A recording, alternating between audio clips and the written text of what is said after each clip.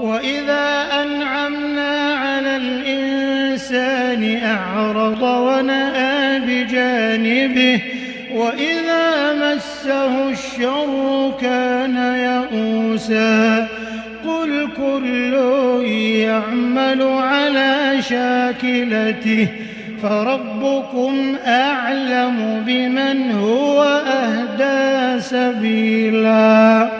ويسألونك عن الروح قل الروح من أمر ربي وما أوتيتم من العلم إلا قليلا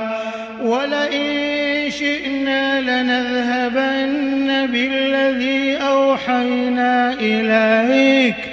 ثم لا تجد لك به علينا وكيلا إلا رحمة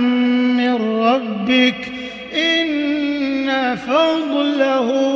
كان عليك كبيرا قل لئن اجتمعت الإنس والجن على أن يأتوا بمثل هذا القرآن